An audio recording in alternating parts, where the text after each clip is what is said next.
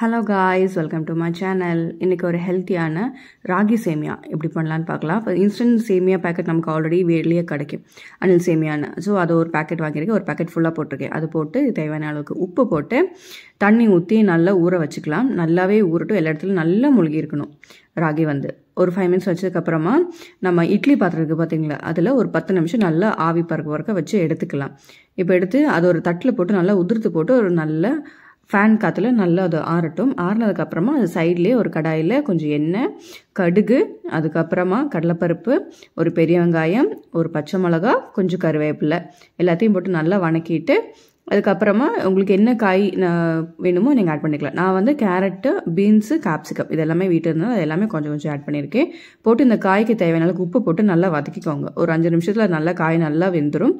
வெந்ததுக்கப்புறமா நம்ம உதிர்த்தி வச்சுருந்த அந்த ராகியும் போட்டு அதுக்கப்புறமா உப்பு எந்த அளவுக்கு வேணுமோங்கிற டேஸ்ட் பார்த்துட்டு அந்த அளவுக்கு அட்ஜஸ்ட் பண்ணி போட்டு நல்லா கிளறி எடுத்துக்கோங்க. நல்லா கிளறி எடுத்ததுக்கப்புறமா துருவின தேங்காய் 1 கப் போட்டு திருப்பி நல்லா மிக்ஸ் பண்ணி எடுத்தோம்னா சிம்பிளாக பண்ணக்கூடிய ஹெல்த்தியான ராகி சேமியா ரெடி. கண்டிப்பாக உங்கள் கிட்ஸுக்கெல்லாம் செஞ்சு கொடுங்க.